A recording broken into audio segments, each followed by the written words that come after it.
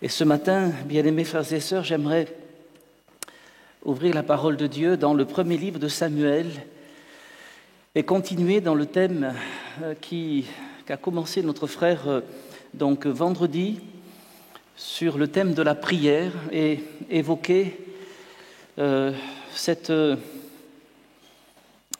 importance de persévérer dans la prière.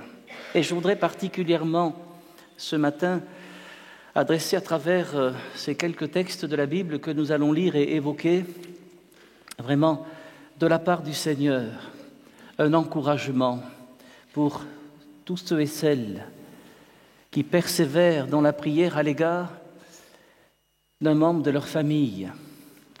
Vous savez que l'Écriture nous dit que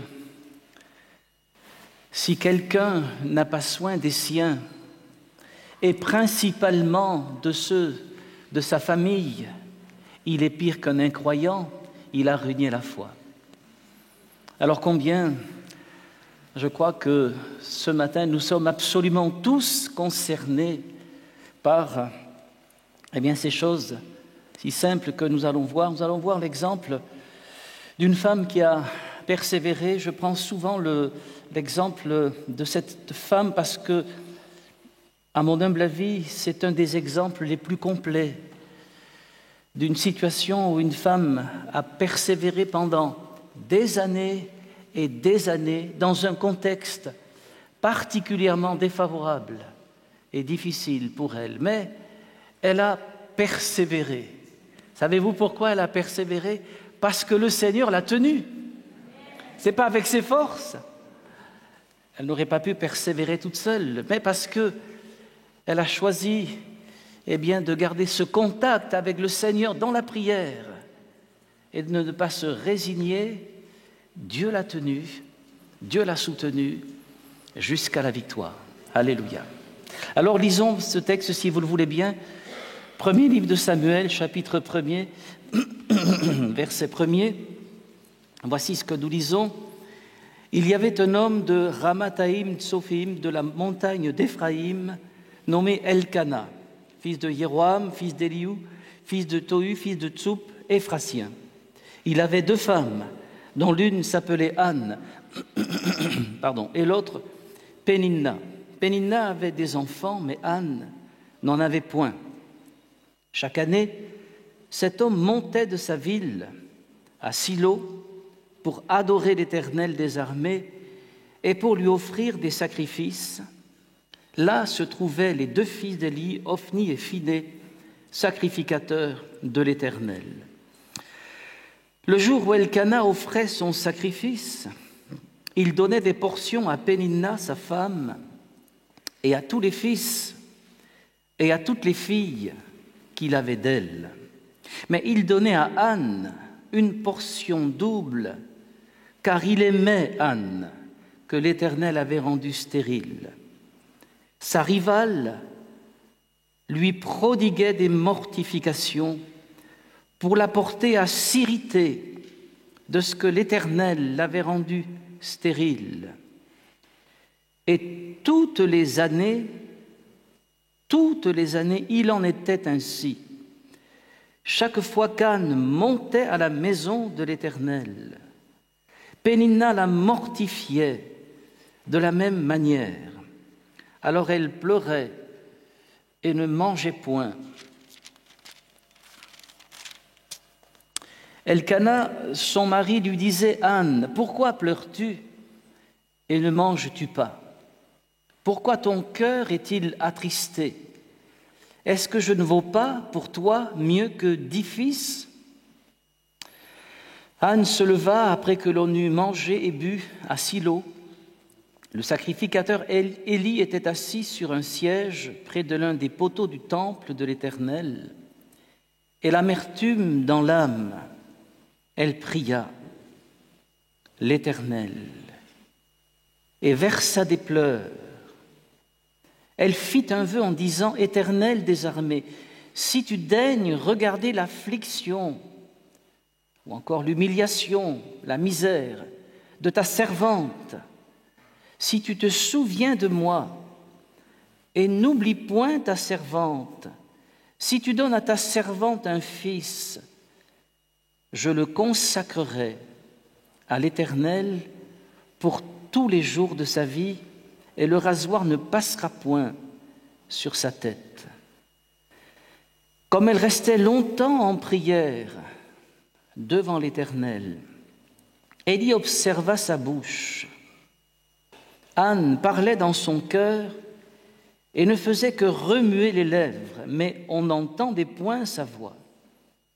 Élie pensa qu'elle était ivre, et il lui dit « Jusqu'à quand seras-tu dans l'ivresse ? Fais passer ton vin. » Anne répondit « Non, mon Seigneur, je suis une femme qui souffre en son cœur, et je n'ai bu ni vin, ni boisson enivrante, mais je répandais mon âme devant l'Éternel. Ne prends pas ta servante pour une femme pervertie, car c'est l'excès de ma douleur et de mon chagrin qui m'a fait parler jusqu'à présent. » Élie reprit la parole et dit « Va en paix, et que le Dieu d'Israël exauce la prière que tu lui as adressée. » Elle dit « Que ta servante trouve grâce à tes yeux. » Et cette femme s'en alla, elle mangea, et son visage ne fut plus le même. Ils se levèrent de bon matin, et après avoir adoré l'Éternel, ils s'en retournèrent et revinrent dans leur maison à Rama. Elkana connut Anne, sa femme, et l'Éternel se souvint d'elle. Dans le cours de l'année, Anne devint enceinte, et elle enfanta un fils qu'elle nomma Samuel, car, dit-elle, je l'ai demandé à l'Éternel. Amen. Qu'il est beau ce texte, il est extraordinaire, parce que c'est un vécu comme beaucoup peuvent le vivre encore aujourd'hui. C'est ce qui est magnifique dans la parole de Dieu, c'est que cette parole, elle est vivante, elle est permanente, elle est valable pour tous les hommes, toutes les femmes, de tous les temps, de toutes les générations, jusqu'à ce que Dieu vienne. Dieu veillera sur sa parole pour l'accomplir dans notre vie. Et c'est pourquoi nous pouvons, avec confiance, nous appuyer sur ce texte pour essayer de comprendre l'importance non seulement de commencer à prier, mais de continuer à prier. Et même si le temps passe, lorsque ce sujet de prière est légitime, il ne faut jamais s'arrêter de prier, à moins que le Seigneur lui-même nous demande d'arrêter de prier, de stopper la prière. C'est déjà arrivé dans l'Écriture, notamment au temps du prophète Jérémie. Dans le chapitre 14 du prophète Jérémie, nous voyons Jérémie qui intercède pour le peuple, parce que le peuple a péché, et Jérémie, le prophète, plaide la cause du peuple devant l'Éternel. Mais l'Éternel lui dit « Arrête d'intercéder pour ce peuple. » Et nous avons là les limites, la limite de la persévérance à notre prière. Si c'est Dieu lui-même qui nous dit « Maintenant, il faut s'arrêter », alors oui, nous pouvons nous arrêter. Mais tant que Dieu n'a pas prononcé cette parole, il nous faut continuer de prier. Et c'est ce que Anne a fait pour continuer avec le prophète Jérémie. Dans Jérémie chapitre 15, c'est le verset 1er, vous le lirez, pour montrer et attester à Jérémie que Dieu n'exaucera pas la prière de Jérémie, même s'il continue de prier, il dit ceci: quand bien même Moïse et Samuel, le fils de Anne, qui était déjà dans la gloire avec Moïse au moment où Dieu parle à Jérémie, quand bien même Moïse et Samuel intercéderaient, je n'exaucerai pas. Ce qui est merveilleux, et c'est pour cela que, voilà, je vous cite, merci, ce merveilleux texte, c'est que nous voyons que l'Éternel Dieu, c'est Dieu lui-même, qui place au niveau de l'intercession et de la prière, il place Moïse et Samuel exactement au même niveau.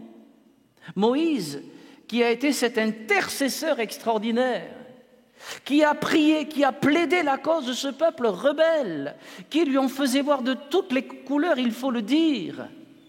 Mais quand Dieu, à un moment, va dire, eh bien, je vais maintenant, c'en est assez, je vais détruire ce peuple, et je ferai de toi, Moïse, un peuple nombreux.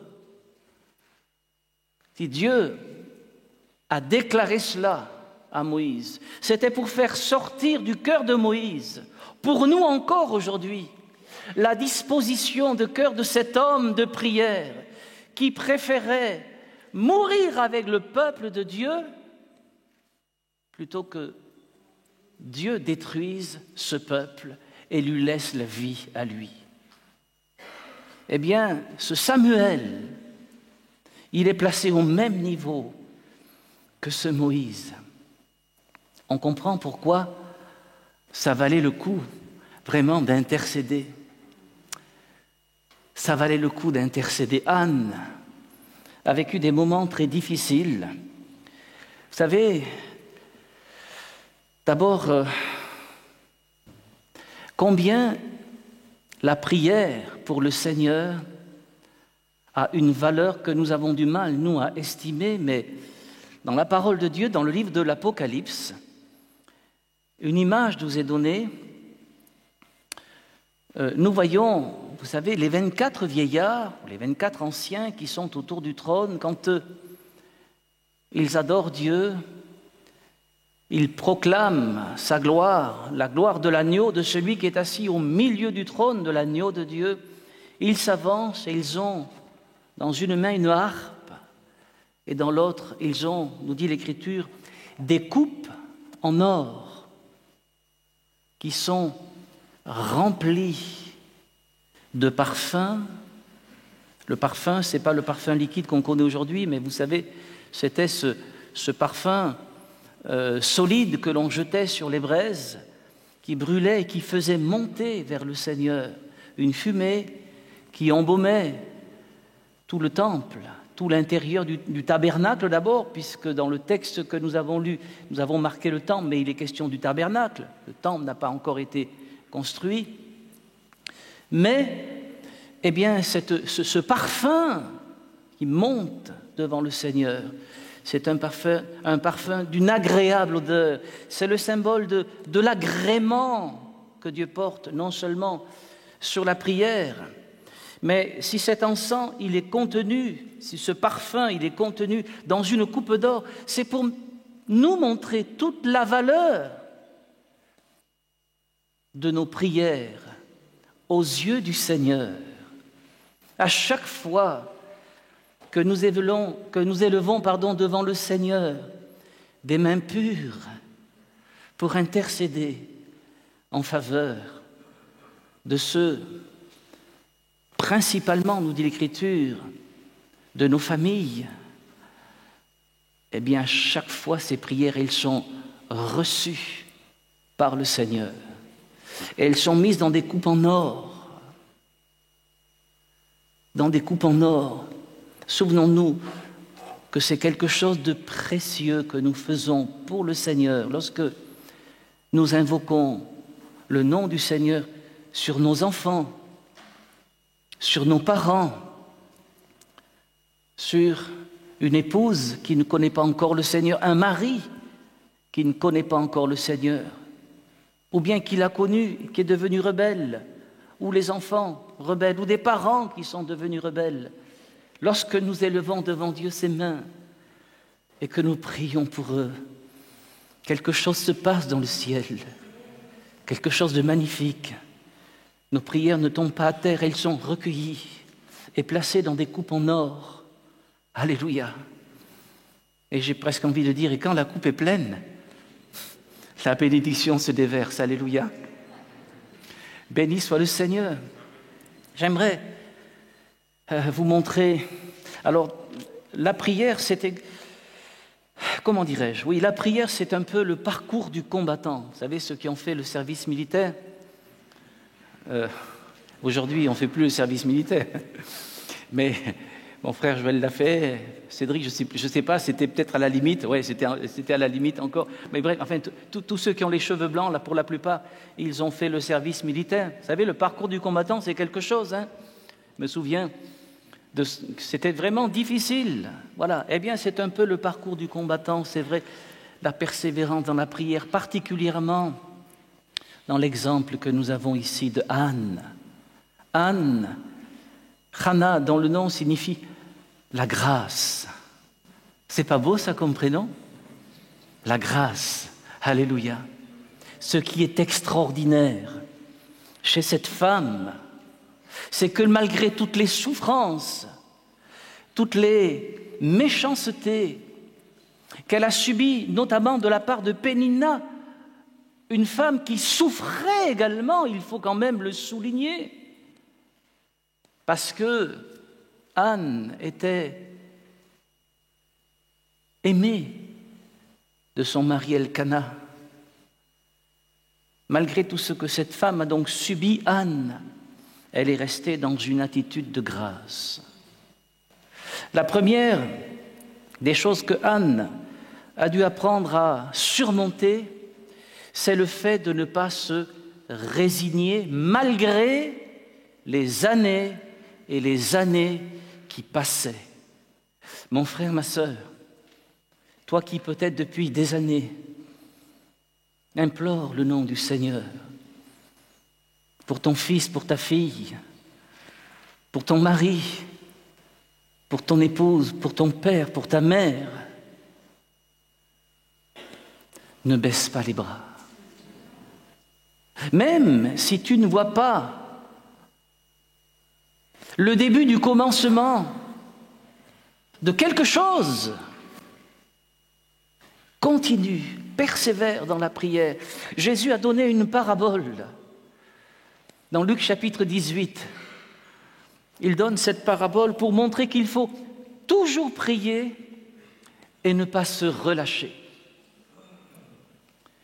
Et il prend la parabole d'une pauvre femme veuve, donc. Merci beaucoup. Je dis rapidement, c'est une femme veuve qui demande à ce que le juge lui fasse justice de sa partie adverse. Elle demande simplement justice. Or, il s'avère, Jésus dit que ce juge, c'est un juge qui n'a aucune crainte de Dieu. Et il n'a aucun respect pour les hommes. C'est un juge inique. Il ne respecte, c'est-à-dire, le mot grec signifie littéralement injuste, c'est-à-dire qu'il ne fait pas respecter, enfin, il fait plutôt, respecter des lois que lui-même ne respecte pas.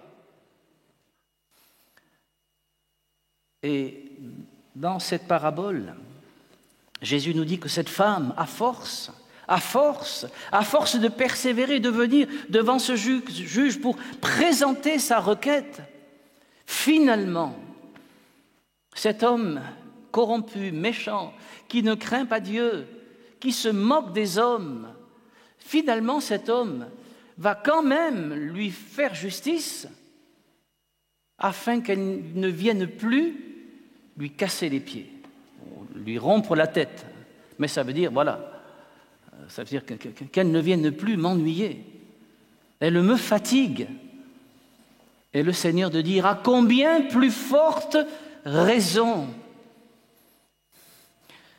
notre Père, notre Dieu qui est le juste juge, mais qui est aussi notre Père,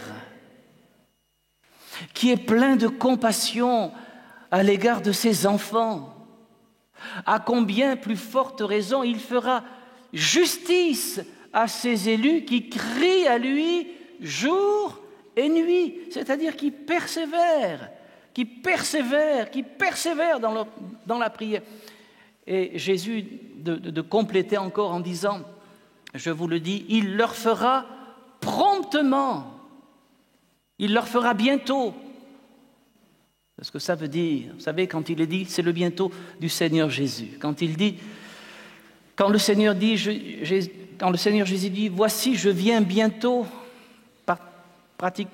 pratiquement dans le livre de l'Apocalypse, il dit cela à 4 reprises. Voici, je viens bientôt, je viens bientôt, je viens bientôt. Il utilise ce même mot que le Seigneur Jésus utilise, il leur fera bientôt justice. D'ailleurs, la version Darby traduit par bientôt. Ceux qui ont la Bible dans la version Darby, vous avez marqué, il leur fera bientôt justice. Oui. Mais le Seigneur d'ajouter, mais lorsque le Fils de l'homme viendra, trouvera-t-il la foi sur la terre? Cette foi persévérante. Et cette foi qui est persévérante, parce qu'elle est le résultat du renouvellement que Dieu opère dans notre vie, dans notre cœur, dans le cœur de Anne, parce qu'elle se tenait devant le Seigneur. Lorsqu'il y a cette démarche de prière, il y a un travail mystérieux que le Seigneur fait dans notre cœur. Nous portons à Dieu notre requête, notre prière, avec des supplications, mais aussi avec des actions de grâce, avec la louange. Il y a la prière d'un côté, mais il y a la harpe de l'autre. Nous louons le Seigneur parce qu'il est juste, parce qu'il est bon, parce qu'il est fidèle, parce qu'il nous aime, parce que le Dieu du ciel, il est notre Père. Alléluia, il est notre Père. Lorsque nous faisons cela d'une manière mystérieuse, quelque chose s'opère en nous. Il y a un renouvellement de vie, de foi, de grâce, de force spirituelle qui nous permet de nous relever et de poursuivre et de mettre un pas de plus devant l'autre et parfois un autre et ainsi de suite. C'est toute l'œuvre de la grâce du Seigneur, mystérieuse, cachée mais bien réelle dans notre vie. Vous le savez de toute façon, vous qui persévérez depuis tant d'années, vous vous demandez mais comment vous avez fait pour tenir debout? Là, voilà la réponse. C'est parce que le Seigneur vous a tenus. Il nous tient sans que nous nous en rendions compte. Quel amour! Mon Dieu, vraiment, cette femme Anne, elle a dû supporter bien des choses. Mais elle n'a pas cessé, elle a persévéré dans la prière.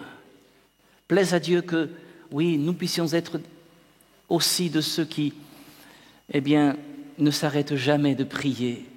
Surtout que c'est une prière juste. Et c'est une prière, lorsque nous prions pour nos enfants ou les membres de nos familles, c'est une prière que, non seulement c'est une prière juste, mais il y a plusieurs promesses dans la parole de Dieu. Je vais juste en lire une que nous trouvons dans le livre du prophète Ésaïe, au chapitre 49, au verset 24. Regardez ce qui est écrit là. Le butin, Ésaïe chapitre 49, verset 24. Merci beaucoup. Le butin du puissant, lui sera-t-il enlevé? Le puissant, c'est dans ce texte-là l'équivalent de l'homme fort. Dans le Nouveau Testament, c'est Satan, le diable. Le butin du puissant, c'est le voleur d'âme, le voleur d'hommes. celui qui vient dérober, le butin du puissant lui sera-t-il enlevé et la capture faite sur le juste échappera-t-elle? Deux questions sont posées. Une réponse nous est donnée. Oui, dit l'Éternel, la capture du puissant lui sera enlevée et le butin du tyran lui échappera. Pourquoi? Dieu le dit, je combattrai tes ennemis et je sauverai tes fils. Et nous pouvons le mettre au féminin. Et je sauverai tes filles. Nous pouvons le mettre au féminin, oui. Voilà une promesse extraordinaire. Nous avons raison de croire au Seigneur Jésus. Lui qui nous demande de ne pas baisser les bras, de persévérer, de poursuivre, coûte que coûte, malgré tout ce que nous pouvons rencontrer. Il faut toujours prier, ne pas se relâcher. Il y a une promesse extraordinaire. Péninna a été confrontée à la jalousie, à la méchanceté de Péninna qui était féconde. Il faut imaginer ce que cette pauvre Anne a dû vivre pendant tant et tant d'années. Car je rappelle, nous l'avons lu, Elkana, il a eu des fils et il a eu des filles. Péninna a eu plusieurs grossesses. Vous imaginez aisément ce que devait ressentir cette pauvre Anne pendant les grossesses de Péninna, qui lui prodiguait des mortifications. Le mot signifie des injures, des méchancetés, des paroles vexatoires. Mais Anne ne bronchait pas. Elle est restée dans la grâce. Elle s'attendait au Seigneur. Elle attendait le Seigneur. Ça a duré pendant des années. Et toutes les années, nous est-il dit, ça a duré pendant des années et des années. Elle a supporté cela. Tout ce temps, il faut parfois supporter autour de nous bien de mauvais propos venant de personnes qui peut-être souffrent également autant que Péninna devait souffrir. Elle souffrait aussi, Péninna, il faut comprendre. Mais souvenons-nous que l'Écriture nous dit dans le livre de Job, « Prends garde de te livrer au mal, parce que la souffrance, elle t'y dispose. » Et Péninna, malgré le fait qu'elle venait aussi, et elle accompagnait son mari qui venait sacrifier au tabernacle, n'avait certainement pas la foi. Elle n'avait certainement pas, en tout cas, la foi d'Anne. Elle n'avait certainement pas la relation avec Dieu que Anne, elle avait avec le Seigneur. Il n'est pas possible d'avoir une authentique relation suivie avec le Seigneur et de se comporter comme se comportait Péninna. Mais Anne, elle a surmonté la jalousie de sa rivale. L'Écriture dit même de son ennemi. Darby traduit par son ennemi. Les ennemis sont parfois dans notre propre famille. C'est bien ce que dit le Seigneur. L'homme aura pour ennemi les gens de sa propre maison. Mais Anne, elle n'a pas bronché. En tout cas, elle ne s'est pas laissée aigrir contre Péninna, malgré le fait que dans son âme, elle souffrait, elle priait dans l'amertume de son âme. Dieu entend toutes les prières, y compris celles qui peuvent monter d'un cœur, qui souffre, qui est amer. Seigneur, tu m'as oublié. On pourrait imaginer une telle prière dans la vie, à un moment donné peut-être dans la vie de Anne. Seigneur, c'est bientôt mon tour. Et son tour n'arrivait pas. Et tous les mois, elle oscillait entre l'espérance d'être enceinte enfin, et puis finalement, la déception. Et pendant ce temps, le ventre de Pénina s'arrondissait. Mon Dieu, nous imaginons la souffrance que cette femme a supportée, qu'elle a endurée. Mais elle l'a dépassée, parce que dans sa prière, elle avait ce contact avec le Seigneur. Alléluia. Bien-aimés frères et sœurs, depuis que le Seigneur Jésus est venu, depuis qu'il a répandu le Saint-Esprit, nous avons dans notre cœur un intercesseur de choix. Alléluia. L'Écriture nous dit dans l'Épître aux Romains que parfois nous ne savons pas ce qu'il convient à Dieu de demander dans nos prières. Et c'est vrai, lorsque nous prions pour des enfants ou des parents qui ne sont pas encore au Seigneur, une fois que l'on a tout dit, une fois qu'on a pris la situation par tous les bouts, par tous les sens, qu'on a formulé, reformulé et reformulé encore, quand on a tout dit, eh bien on a tout dit. Et nous restons confiants dans la foi, dans la grâce du Seigneur. Dieu recueille ses prières, elles sont légitimes. Il les recueille, il les entend. Et nous avons dans notre cœur l'Esprit lui-même qui intercède par des soupirs inexprimables. C'est pourquoi, bien-aimés frères et sœurs, si vous avez le bonheur d'être baptisés dans le Saint-Esprit, alors ne priez pas seulement avec l'intelligence, mais priez aussi avec l'Esprit. Alléluia. Priez dans ces langues que le Saint-Esprit va, selon lesquelles le Seigneur va vous donner de vous exprimer. Parce que celui qui vit en nous, c'est le même qui sonde les profondeurs de Dieu et qui intercède selon la volonté de Dieu. Anne a supporté tout cela, elle a traversé, elle a continué. La tentation était certainement présente aussi à un moment donné de se révolter contre Dieu. De se révolter parfois. La souffrance pourrait nous pousser jusque-là. C'est arrivé à une femme tout à fait remarquable, puisque c'était la femme de Job. Vous vous souvenez, cette pauvre femme,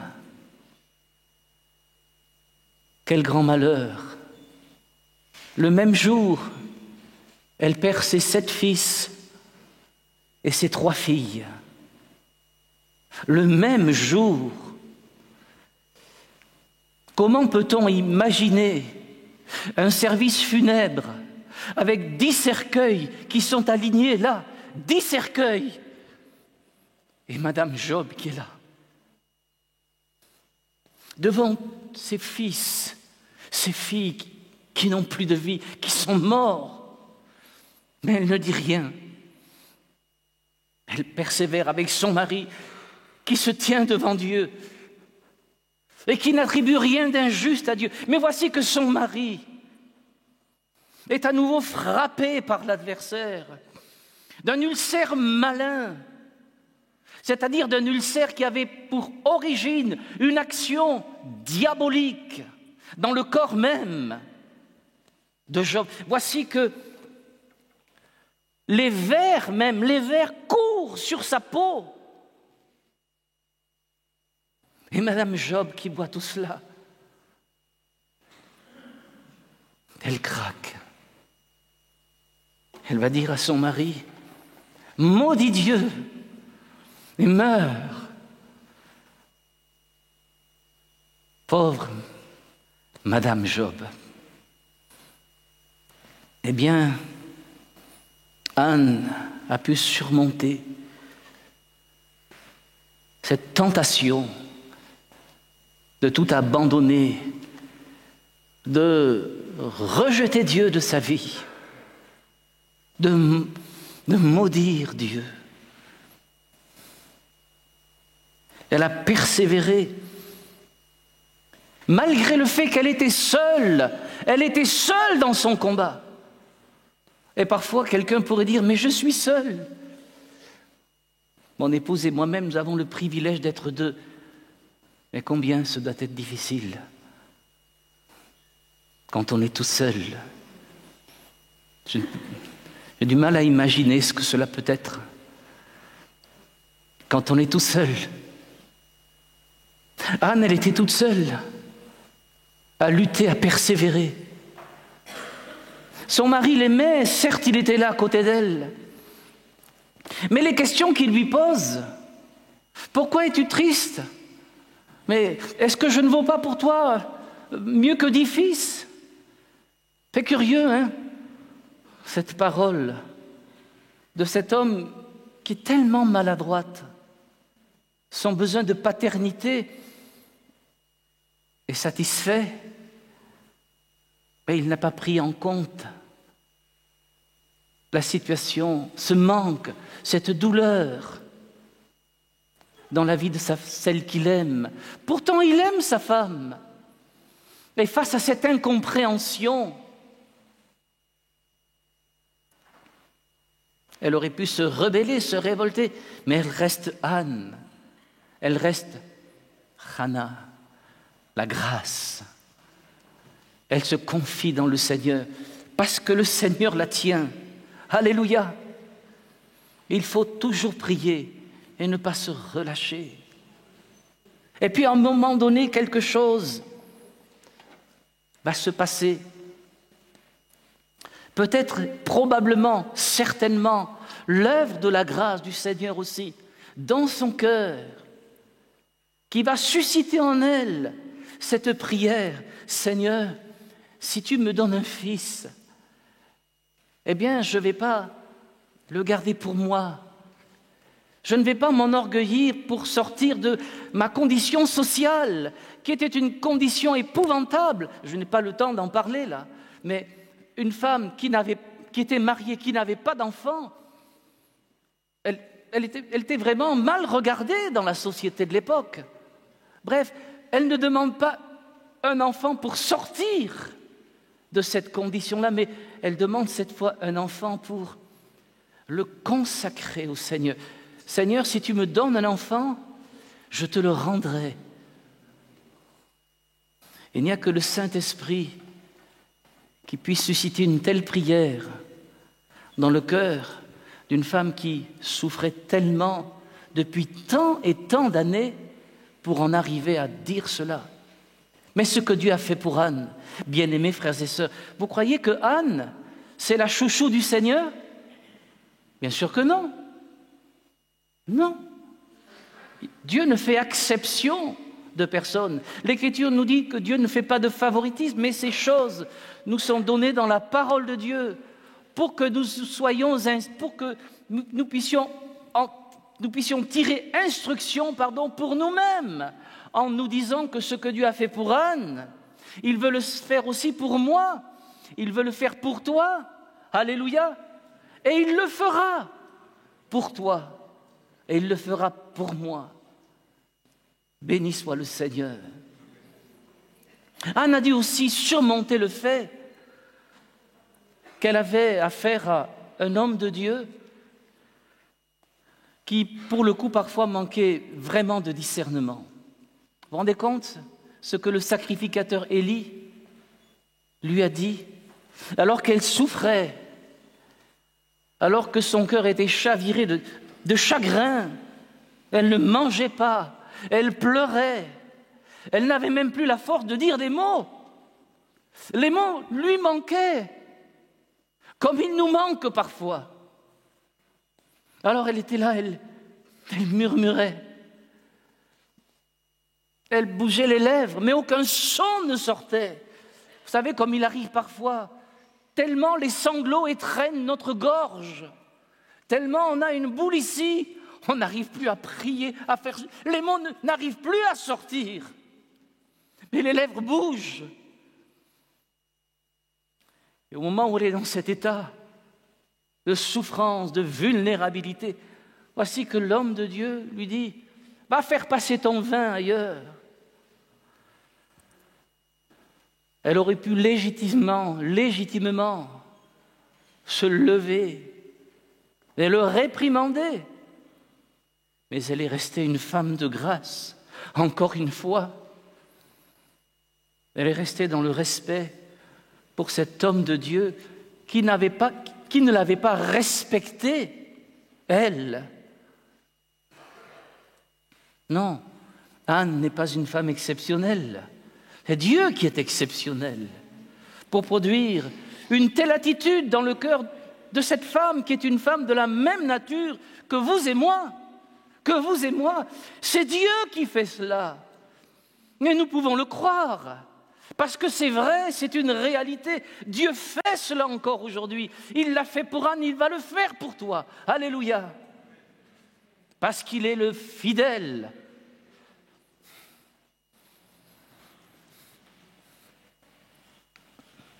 La colère, devant la médisance, elle a écarté cela. Et elle s'est présentée devant cet homme de Dieu qui était passé à côté de la situation comme sa servante. Ta servante n'est pas une femme pervertie. Et voici que cet homme, qui n'était qu'un homme, Élie, avec ses faiblesses, avec ses loupés, mais il servait quand même le Seigneur. Et à travers lui, Dieu va donner une parole. À travers lui, Élie, Dieu va donner une parole à Anne. Et le plus extraordinaire, c'est que Anne, elle a reçu cette parole avec foi. Comment est-ce possible? C'est possible. Parfois, les serviteurs de Dieu passent à côté des situations. Pour tout un tas de raisons. Et ils sont faillibles. Mais Anne, elle n'a pas regardé à cela. Elle n'a pas dit, alors là, cette fois, c'est terminé, je quitte l'Église.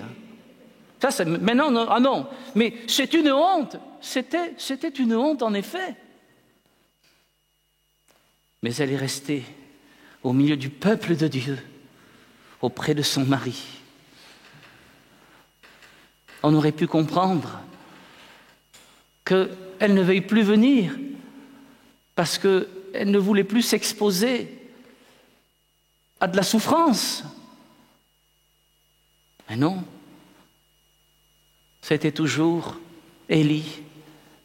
Et quand il lui a donné une parole qui venait de Dieu, elle a eu foi dans cette parole. Vous savez à quoi ça se voit qu'elle a eu la foi? Parce que son visage a changé.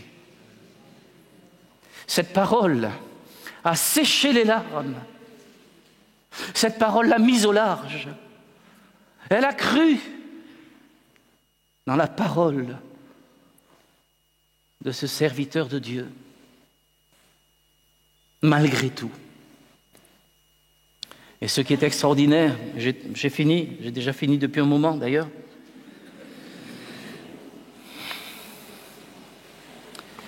c'est que cette femme, eh bien, elle a vu l'exaucement de sa prière. Et vous savez quoi? Je n'ai pas le temps de développer parce que c'est vrai que le temps a passé, mais écoutez, juste cela. Cette femme, vous savez quoi? Elle a fait ce qu'elle avait promis au Seigneur. Elle a fait ce qu'elle avait promis au Seigneur.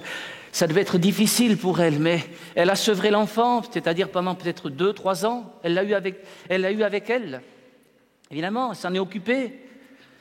Et elle a pu voir cet enfant commencer à marcher, faire ses quelques pas, voilà, jusqu'à ce qu'il soit sevré, courir avec les autres enfants qui étaient là. Avant, elle voyait uniquement les enfants de Pénina qui couraient, mais maintenant, elle voyait son petit qui était là, qui courait. C'était sa joie. Mais un jour, elle a dit, Seigneur, je te l'ai promis, je te l'amène. Il est à toi. Et elle l'a remis à qui? Entre les mains d'Élie. Mais quelle foi cette femme qui connaissait le contact avec le Seigneur.